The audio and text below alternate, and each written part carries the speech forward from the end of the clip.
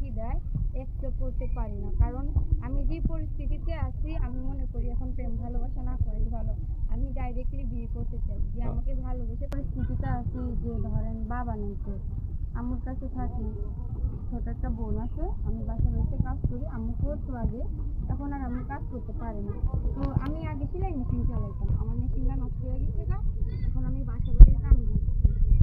মেয়ে বুঝেনি তো সব কিছু, মানুষ বিয়ের প্রস্তাব নিয়েও আসে কিন্তু যৌতুক চায়, এর জন্য মনে করেন বিয়ে শাদীটা হয় না। আচ্ছা আচ্ছা। তো বোন, আপনি বলতে চাচ্ছেন যে যৌতুক ছাড়া যে আপনাকে মানে বিয়ে শাদী করবে তাহলে আপনি তাকে করবেন। হ্যাঁ আমি তাকে করবো। আচ্ছা, তো গার্জিয়ান হিসাবে কে আছে আপনার? আমার আম্মু আছে। আচ্ছা আচ্ছা, আপনার আম্মু কি বলে? আমার আম্মুর মতামত নিয়ে আমি আছি।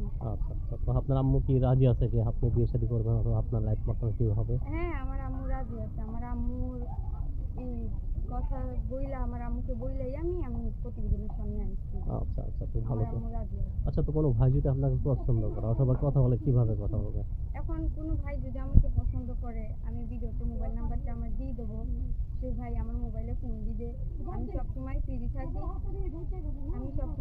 থাকি, ভাইরা যদি ফোন দিয়ে আমার সাথে কথা বলতে চায়, বয়স বেশি হোক কিংবা কম, আমার তাতে কোনো সমস্যা নাই। আমি সবার সাথেই কথা বলবো। আমারটা ফোন দিয়ে, যে যার মনে হবে যে আমাকে বিয়ে করা উচিত বা আমার পাশে থাকবে, এরকম মানুষই আমাকে বিয়ের প্রস্তাব দিবেন। আমি আমার যদি মনের মতো আমি মনে করি যে না এই মানুষটা আমার জন্য ভালো, আমি তাহলে তার কাছে বিয়ে বসবো।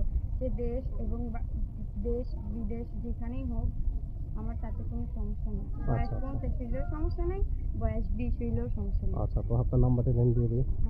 আচ্ছা, তো দোস্ত গল্প শুনলেন, যেহেতু আপনি দেখা হয় বাকি জীবনের গল্প শুনলেন, সবাই ভালো থাকেন, সুস্থ থাকেন। আসসালামু আলাইকুম ওয়া রাহমাতুল্লাহি ওয়া বারাকাতুহু।